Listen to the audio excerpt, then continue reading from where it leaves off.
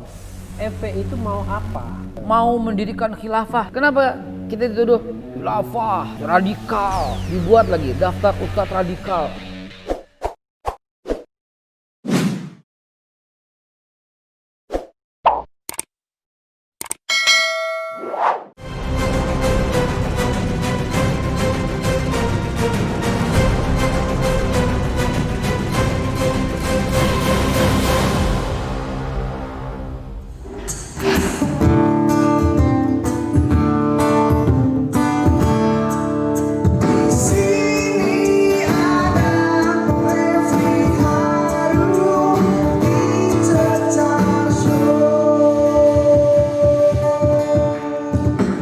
Beb, kalau pulang akan berhadapan dengan konsekuensi hukum. Dia bilang apa? Nggak apa-apa. Ada kemungkinan akan masuk tahanan, nggak apa-apa. Nggak banyak orang yang tahu tentang karakter beliau yang sesungguhnya. Tapi Beb, FPI itu mau ngapain sih? Ini pertanyaan yang paling mendasar bagi orang awam. FPI itu mau apa? Mau ngapain? Kalau saya jelaskan, Iya. nggak akan cukup walau kita 2 jam 3 jam. Ya, yang yang kursus singkatnya aja. Kursus singkatnya silahkan buka pedoman dasar, anggaran dasar, anggaran rumah tangga. Sama seperti yang lain lah. Kita mencerdaskan kehidupan, ikut serta mencerdaskan kehidupan bangsa, beramal ma'ruf nahi munkar. Biasa-biasa aja. Nggak ada sesuatu yang heboh, yang apa. Setia kepada Pancasila dan Undang-Undang Dasar 45. Tapi khilafah juga. No, I guarantee you, nggak ada. Khilafah itu apa sih? Khilafah itu jadi ngeri karena yang jelasin orang-orang yang ngeri. Yang ngeri itu siapa misalnya contohnya? Banyak. Misalnya? Ya, siapa yang menjelaskan khilafah itu ya? Ya bisa di browsing dah. Di browsing. Ya, di browsing deh. Jadi Mahfud MD pernah menjelaskan khilafah. itu yang dijelaskan Pak Mahfud itu tepat. Agree 100%. Itu konsep khilafah. Bedanya di mana sama kita? Iya. Nggak ada bedanya. Iya. Tapi kan ya masyarakat yang bikin beda. Iya. Mau mendirikan khilafah. Saya bilang, yang mendirikan khilafah itu siapa? Saya pernah berdebat sama Pak Ma'ruf, Pak maaf, bukan Pak Kiai Ma'ruf, Pak Mahfud MD soal khilafah. Mahfud sama Ma'ruf ini memang kadang-kadang kepleset. Karena Mahfud digantikan Ma'ruf soalnya. Nggak nangkep banget. Ya, hati-hati. Hati-hati. Udah ngukur jas itu ya. Itu udah ukur jas. Nggak jas ya, rasanya baju putih ya. Baju putih. Jadi apa namanya? Ada perbedaan yang sangat fundamental antara kita dengan teman-teman yang mengusung Khilafah. ideologi khilafah. Iya. Perbedaannya apa? Perbedaannya ulang lagi apa yang dijelaskan Pak Mahfud MD soal khilafah. Iya. Itulah yang paling benar. Jadi kita tuh tidak mendirikan. Kita diriin khilafah yuk gitu loh. Siapa pemimpinnya ya? Ini enggak, konyol gitu loh. Siapa yang menjadi pemimpin? Dengan cara apa gitu. Kita udah Undang-Undang Dasar 45, udah ada Pancasila, mau diapain? Iya. Khilafah itu gini. Jangan memusuhi khilafah dan jangan pula mengupayakan berdirinya khilafah. Khilafah automatically akan terjadi di akhir zaman bersamaan dengan Imam Nabi Mahdi. Isa yang akan datang. Sama Imam Mahdi. Nah, Imam Mahdi itulah sebagai pemimpin daripada konsep khilafah yang nanti akan terjadi secara automatically. Bukan kita yang usahain. Itu memang takdir yang berjalan seperti itu. Itu konsep kita, itu akidah kita semua. Kalau orang yang mengerikan, misalnya saya nggak usah sebut seorang tokoh, ya mungkin bisa di browsing siapa tokoh itu.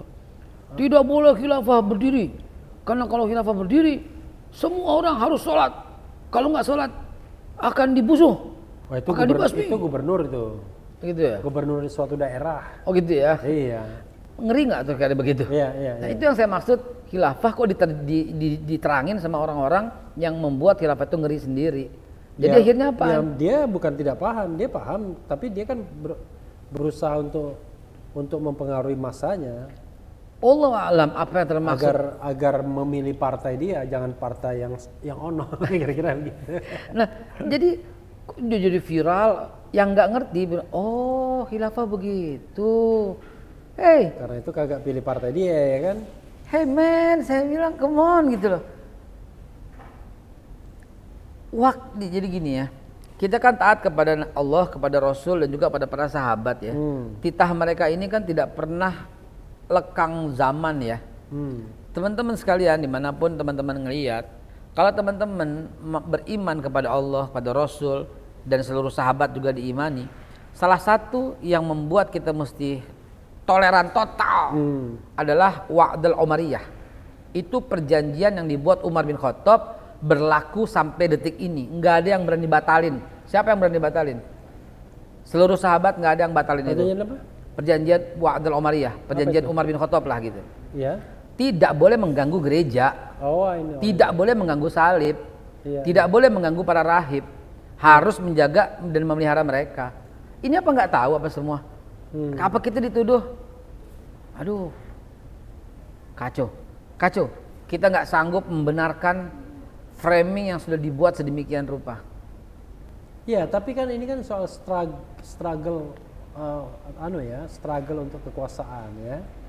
Jadi saya merasa ya sah-sah saja kalau orang kemudian berpikir, kalau misalnya saya katakanlah kelompok kiri misalnya ya kan, ya let's say kelompok kiri itu ada beberapa partai di adil dong, kiri. jangan sah-sah saja, berlakulah adil. Tapi kan kalau misalnya bicaranya tentang adil dan tidak adil, nanti waduh, saya minoritas, bisa-bisa porsi saya dianggap kecil, padahal saya sebagai minoritas saya pengen yang gede. Itu nggak adil. Nah, tapi itulah watak kekuasaan kalau dipikirkan. Saya lebih suka berkuasa dong daripada saya pakai proporsional gitu. Adil kan ya harus proporsional gitu loh. Jadi sampai kapan negara kita tuh, apa sih yang umat Islam tuntut? Nggak ada. Cuma nuntut keadilan. Nggak ada. Yang nuntut mesti begini gitu. Karena umat Islam 88% pembagian harta harus 80% milik umat Islam. Nggak ada. Harus tanah milik umat Islam 80% punya umat Islam. Nggak ada. Normal-normal aja, baik-baik aja. Nggak ada. Kenapa jadi begini gitu loh? Kenapa kita dituduh khilafah, terus radikal, dibuat lagi daftar ustadz radikal. Saya nomor 12. Itu masuk. Saya protes. Nomor 1 mestinya. Makanya itu menghina namanya nomor 12. Lebih baik nggak usah dimasukkan. Iya. 12 radikal. 12. Siapa yang bikin itu coba? Kalah sama Ustadz Felix berarti. Dia nomor berapa dia? Dia nomor 2 ya. Nomor 2? Iya. Gua salib ntar. Ustadz Somad sampai bilang begini gitu. Macam mana tuh barang biar bisa nomor 1? Jadi bagaimana gitu loh. Terus kok diviralin gitu. Definisi radikal itu apa? Oh, kalau ngelawan pemerintah radikal. Tadi apa yang kalau nomor 12 gitu. tadi? Daftar ustadz radikal. Pertanyaannya adalah Babe kan nomor 12. Pertanyaan paling mendasarnya Babe ustadz atau bukan? Bukan. Nah, berarti keliru itu. Keliru lagi. Keliru. Orang ganteng kok dibilang. Bingung saya. Lama-lama sobat era sekalian. Saya labelin. Sebentar, Bung. Iya. Itu menarik sekali. Iya. Di Twitter saya tulis, saya bukan ustadz. Jangan panggil ustadz. Di Instagram saya tulis, saya bukan ustadz. Orang tuh labeling ustadz aja. Yang pakai topi itu belum tentu ustadz. Pak Jokowi pakai topi hitam. Kalau lagi foto resmi nggak dipanggil Ustadz Jokowi. Kok dia foto di dinding-dinding itu juga pakai topi hitam. Nah, makanya jadi bukan topi hitam, peci. Iya. Kan saya bilang saya bukan ustadz. Alah, tuh suka pakai peci. Presiden juga pakai peci kali, saya bilang gitu. Nggak ada yang manggil dia Ustadz Jokowi, nggak ada yang dimanggil. Semua juga pakai. Terus menteri siapa yang bukan Islam? Pakai peci hitam juga. Itu teman kita. Siapa ya? Menkominfo. Oh, ini si Johnny G. Plate. Ustadz John Plate. Kalau cuma sekedar pakaian janganlah dibilang ustadz lah. Emang saya ngajar sejak tahun 86. Kan ustadz itu kan artinya kan guru ngaji. Iya, tapi konotasi ustadz itu yang ahli agama. Kalau di Palembang tuh jangan tambah N ya. Guru ngaji itu ngaji beda lagi tuh. Gitu galau. Gitu. Jadi saya keberatan kalau umpamanya dipanggil ustadz karena harus orang ahli gitu loh. Saya guru ngaji kampung lah, guru ngaji alif bata lah. Ikro. Oke. Be, kita pengen yang lebih serius ya, dari Babe. Tapi kan faktanya Babe itu punya aktivitas satu sebagai juru bicara PA 212. Ya. Orang PA 212 saja, wah orang udah ngeri nih. Ini kayaknya kerjanya itu yang ini sayap demo ya kan? Iya. Kan biasanya kan branding 3 tuh istilahnya ya kan? Satu FPI, Ya. 2 PA 212, 3 GNPF Ulama. Itu kan the three musketeer ya kan?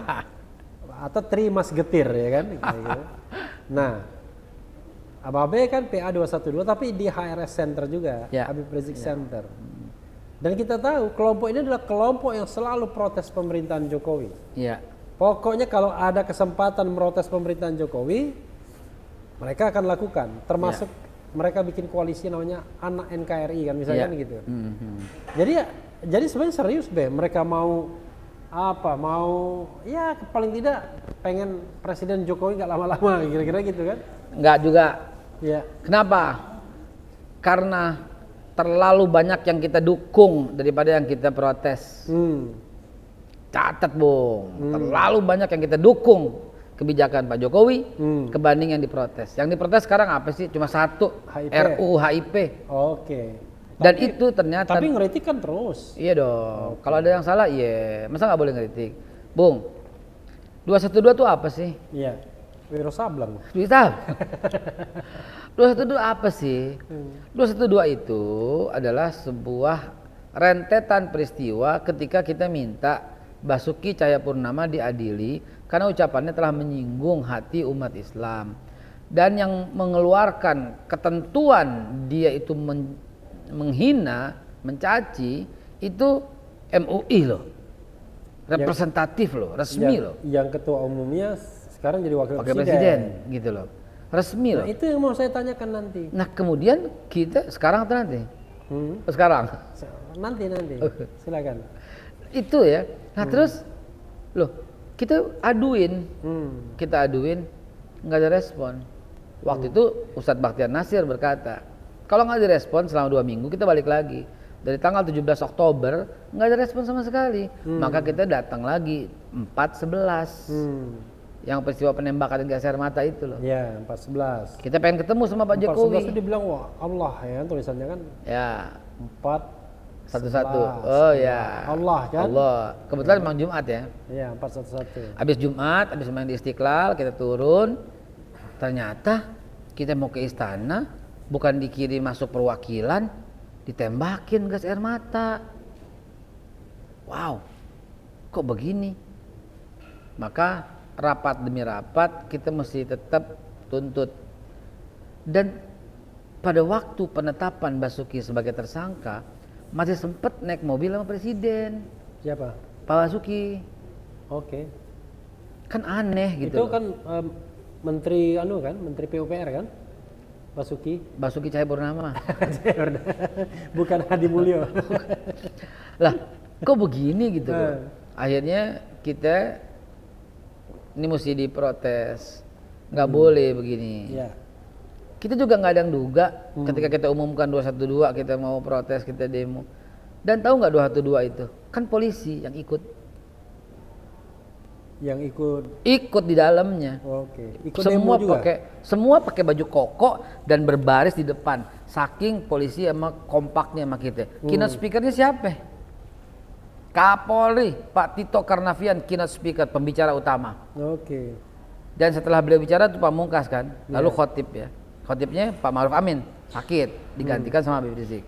Gitu. Jadi acara ini acara resmi, dihadiri oleh Jokowi, Presiden. Pak Jokowi hadir dalam 212. Dihadiri Pak Menko Polhukam, Pak Wiranto. Pertama itu ya? Iya, Pak Wiranto hadir. Iya. Panglima ABRI hadir, Pak Gatot Nurmantio. Pakai peci putih kan? Jadi kenapa jadi momok sekarang? Dan jangan lupa Pak Jokowi membanggakan 212 di depan investor orang Australia dengan mengatakan inilah Indonesia yang sangat aman. Kumpul sekian juta tetap nggak ada kerusuhan. Terus kita mesti bangga dong. Dan ini rekor pecah dunia sejak dunia ini ada. Belum pernah ada kumpul sebanyak itu. Makanya saya bilang, wah ini Padang Arafah kalah nanti kan. Di Mekah kan cuma 3 juta orang. Menurut Google 7 jutaan pada waktu yang pertama. Iya. Dengan hitungan square meter sekian begitu loh. Terus kenapa sekarang jadi Momo? Sebagaimana yang tadi Bung Refli katakan, 212 ini langganan demo. Yang kita demokan itu udah selesai, yaitu Pak Basuki. Dan dia udah mau sangat memenuhi harapan. Dan kita tetap bersahabat, nggak boleh benci orang karena etnis sama sekali. Dan jangan lupa Bung, kalau ternyata kita demo karena jabatannya, karena agamanya, saya demo itu udah lama. Tapi kita demo gara-gara beliau berkata jangan mau dibohongin sama Al-Maidah 51 dan karena fatwa MUI pada waktu itu. Itu dia. Dan lalu kenapa reuni 2017, 2018, 2019? Kita bangga dong dengan dunia. Nggak ada sedunia kumpul segitu tapi rumput aja nggak keinjak, sampah malah makin bersih. Rumput keinjak, tapi tidak terluka. Pada waktu itu ada pasangan Tionghoa yang mau menikah di gereja katedral dan nggak bisa jalan. Apa yang kami lakukan? Buka jalan. Dan gerimis, apa yang kami lakukan? Dipayungin. Perintah siapa? Habib Rizik. Terus yang ini dibilang intoleran, yang ini dibilang radikal. Come on. Ini kalau misalnya image 212 masih buruk, ini ya kegagalan juru bicaranya berarti. Bukan gitu. Serangan Bazar itu luar biasa. Biasa ya. Apalagi yang kita demo selain Pak Basuki dan kemudian kita repeat setiap tahun peringatan. RUHIP. Dan catat itu bukan 212, itu gaweannya anak NKRI. Ada 146 ormas yang ada di situ. Ya walaupun orang tahunya kan 3 itu aja.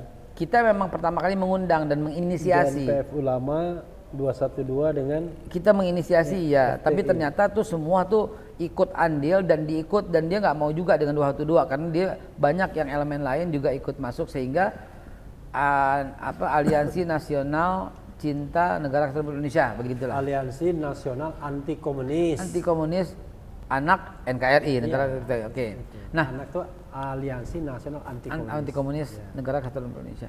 Nah, terus gini, salahnya di mana? Itu kan beda paham. Kita pengen Pancasila nggak diperas-peras. Kita pengen Pancasila, ketuhanan yang Maha Esa tetap nomor 1. Jangan dibawa-bawa Pancasila 1 Juni, Pancasila 31 Mei, nggak usah. Pancasila yang sah di negara kita sesuai pidatonya Pak Mahfud bersama Pak Jokowi. Dalam pidatonya beliau, Pancasila di Indonesia itu 18 Agustus. Artinya kita ini dukung pemerintah atau nolak pemerintah dalam RUHIP? Saya yang bertanya sekarang. Haikal Show. Kalau bagi pemerintah, pokoknya apapun yang dikatakan FPI, PA212 pasti kagak benar. Catat. Gitu. Mungkin begitu ya, karena itulah ketidakadilan. Karena dasarnya adalah trust, ketidakpercayaan. Tahu nggak, Bung? Komunikasi yang kurang baik. Saya sampai nulis buku meluruskan tauhid dari zaman Nabi Ibrahim sampai zaman RUHIP. Lalu bukunya di samping situ. Perjuangan menegakkan tauhid. Yang kita perjuangkan dalam RUHIP itu tauhid ketuhanan yang Maha Esa. Coba lihat. Ini dia. Baru jilid 1. Oh, baru jilid 1. 508. Ini foto Babe nih. Yo, iya. Lama-lama kita ngobrol-ngobrol aja ini, Be. Luar biasa ya. Ini seperti tulisan siapa? Karen Armstrong ya. Karen Armstrong. Mencari Tuhan ya. Ini perjuangan menegakkan tauhid. Saya sampai nulis buku, kenapa? Karena tiap tahun itu perjuangannya itu sama, menegakkan la ilaha illallah. Enggak menegakkan tiada Tuhan selain Allah. Jadi Be, mungkin terakhir Be ya. Ini kasihan juga Babe udah lama juga. Jadi gini Be, saya ingin Babe apa ya, membuat sebuah konsep. Sebenarnya ini loh, kami ini maunya ini, presiden begini, dan kita akan beriring berjalan dalam membangun negara ini. Kan selama ini seolah-olah misalnya Habib Rizik bilang dialog dong, Jokowi bilang nggak perlu dialog, ngapain dialog kan? Kemudian Pak Mahfud bilang kami nggak pernah anggap tuh yang namanya FPI itu nggak pernah ada ya kan? Nah kalau Babe jadi rekonsiliator, menurut Babe gimana sih, apa yang harus dilakukan supaya kemudian kita bisa menyelesaikan soal-soal negara ini dan kita tidak begini-begini saja. Ya. Kalau ada poinnya 1, 2, 3, 4, 5, silakan Be. Gitu. 1, dialog. 1, dialog. Ya. Ingat peristiwa Tolikara? Ya. Kebetulan saya sekretaris Tolikara. Oke. Saya sekretaris kasus Tolikara. Jokowi, Presiden Jokowi yang terhormat. Tolikara itu pembakaran masjid ya? Ya. Oke. Yang terjadi pada orang sholat Id. Iya. Diundang nggak mereka ke istana? Kita ini bakar apaan gitu loh. Mestinya sama dong perlakuannya. Siapa mereka, siapa kita, gitu loh. Loh, Habib Rizik itu punya pengaruh gede. Siapa yang bisa bantah kalimat ini? Bahkan saya pernah nantang, bukan sok jago. Iya. Silahkan tokoh manapun berkata, kumpul di Monas. Silahkan. Kita tanya berapa orang yang hadir tanpa uang, tanpa mobilisasi. Iya. Pak Jokowi itu bukan orang yang anti dialog, Iya. bukan orang yang anti dialog. Tapi anti Sebentar, anti kekerasan. ya bentar.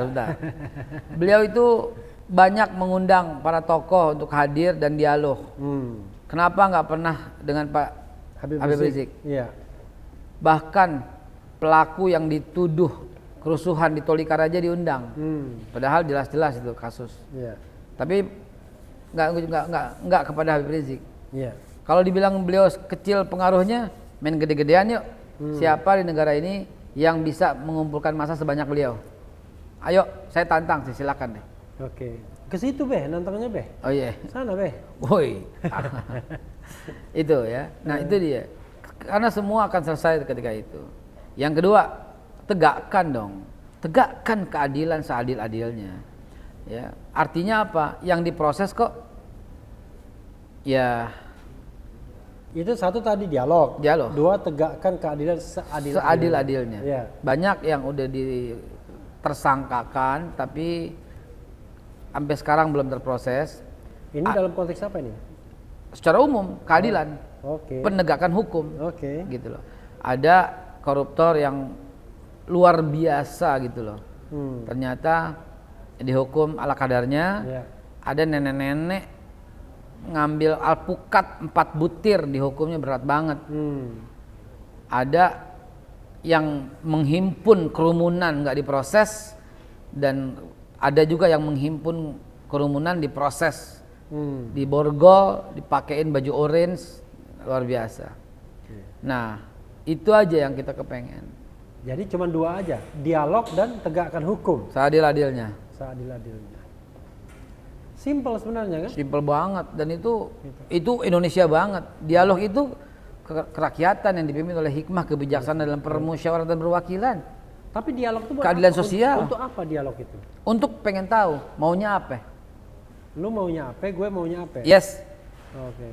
Yang pasti yang saya Lalu bisa jamin, Lalu nanti ada APP-nya. yang saya bisa jamin Iya. adalah statement daripada Habib Rizik pada waktu reuni kemarin. Iya. Kami itu akan mengawal Pak Jokowi sampai selesai masa kepemimpinannya. Oke. Masih dicurigain juga. Udah, itu paradoks. Sebelumnya bilang mundur, sekarang pengen ngawal. Gini, yang pernah nggak keluar dari mulut beliau mundur saja? Iya. Pernah? Dari mana kalimat itu? Itulah pentingnya dialog. Jadi tadi kan 5 kan Bung Rafi ngajak mintanya. Iya. 1 dialog. Iya. 2 tegakkan keadilan adil-adilnya. 2 aja. Kan 5 tadi permintaannya. Oh, 3? Yang ketiga dialog. Dialog. 4 tegakkan Dialog. keadilan. Oh, dialog lagi. Kelima dialog. Dialog. Sesuai dengan bangsa. Sesuai dengan bangsa. Iya. Keadilan sosial, kerakyatan, Oke. persatuan. Nggak ada tuh yang mau berontak, Bung. Luar biasa ya. B. Ini karena udah lama ya. Mungkin Babe bisa memberikan closing statement B. Yang ditujukan kepada tidak hanya soal kepada pemirsa RH Channel ini, tapi juga kepada bangsa Indonesia ini, Be? Atau siapa aja gitu? Silakan, Be. Kalau Anda ingin tahu Islam, itu jangan lihat orang Islam, lihatlah ajarannya. Kalau Anda ingin tahu Kristen, jangan lihat orang Kristen, tapi lihatlah ajaran di kitab Injilnya. Jadi itu berlaku bagi semua agama. Yang saya nggak sebutkan berarti saya sebutkan maknanya semua. Begitu juga Anda semua. Kalau pengen tahu seseorang, pengen tahu Bung Refli Harun tuh kayak apa, ya jangan lihat dari potongan-potongan video yang beredar. Baca dong bukunya. Tanya dengan 50 tokoh dalam bukunya beliau, Life Begin at 50. Bukan 50 toko, 200 toko itu. 200 toko. Sorry. Life.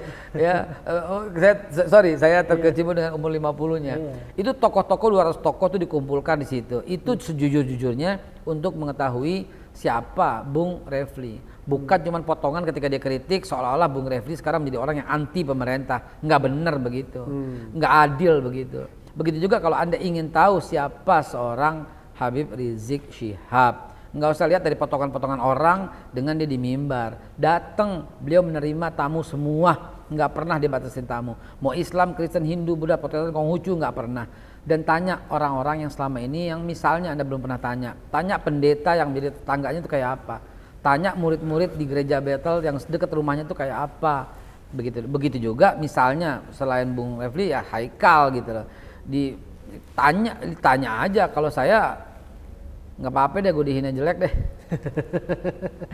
ya tanya aslinya tuh kayak gimana gitu loh. Tanya orang-orang yang udah ngobrol, bukan dari potongan-potongan video ketika mengkritik gitu loh. Bukan ya itu persepsi orang kerdil yang cuman ngelihat separuh. Bung Karno pernah mengilustrasikan sangat cantik ketika ada orang buta berdiskusi soal gajah. Orang buta pertama tuh datang dan memegang, dan kebetulan dipegang tuh buntut gajah.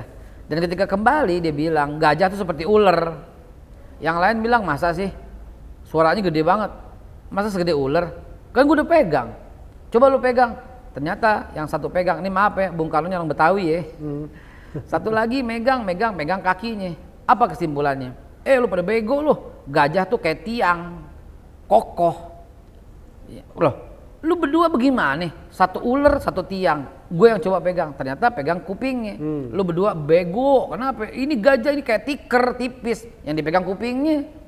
Lucu kan? Begitulah masyarakat kita. Ngelihat separuh, ngelihat secuil, langsung ambil kesimpulan. Kesimpulan saya, do not jump to the conclusion. Lu mesti tanya semua orang yang pernah pegang gajah.